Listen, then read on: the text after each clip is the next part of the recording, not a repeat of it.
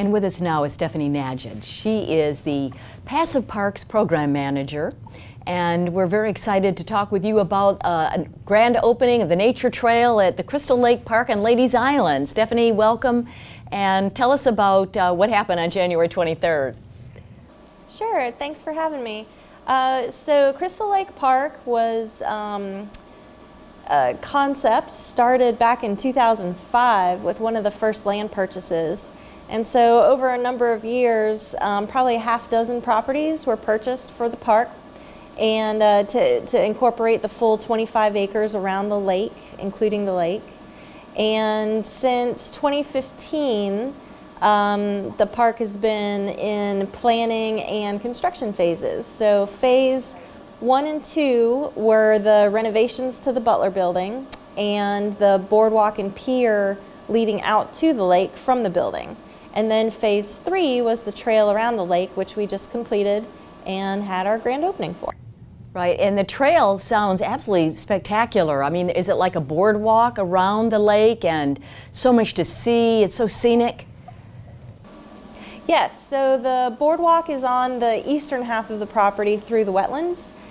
So it keeps everybody, elevated up off the wetlands, reduces impact to the habitat, but also lets visitors safely view alligators and the birds that are there on the lake.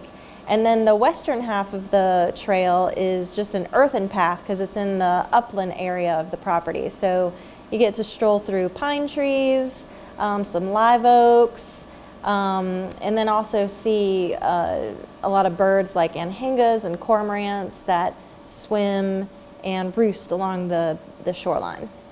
Stefanie, tell us a little bit about the Passive Parks program. There might be some of our viewers that don't really understand really what that is. Sure. The Passive Parks program started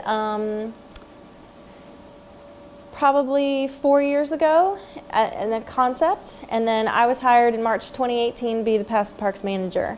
It was started because of the Rural and Critical Lands Preservation Program that Beaufort County began in 1999. So since 1999, the county's purchased over 13,000 acres of county-owned property through the Rural and Critical Lands Program, in large part thanks to the bond referendum funds that taxpayers of the county voted for.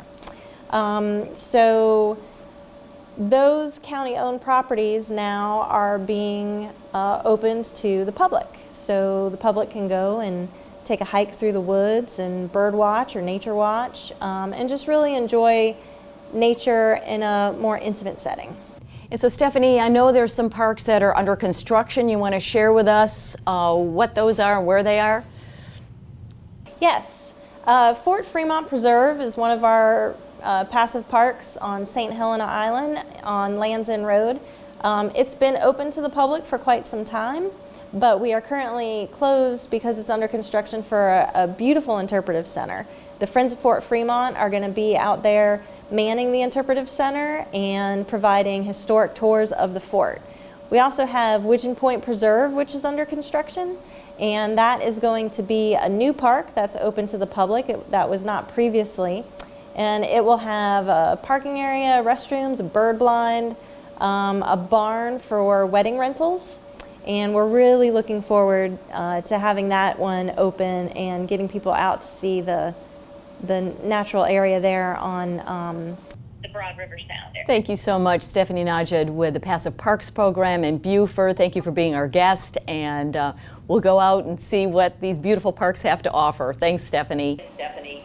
Great, thank you. A big thank you to our guests, contributors, our communications manager, Latia Nelson, and the production team behind the scenes, Gustavi Ratia and Tyler Patton. And most of all to you, our viewers, for watching. And that's the way it is this week in our Low Country Gem of the South. I'm Robin Zimmerman, and we'll see you next time on the Beaufort News.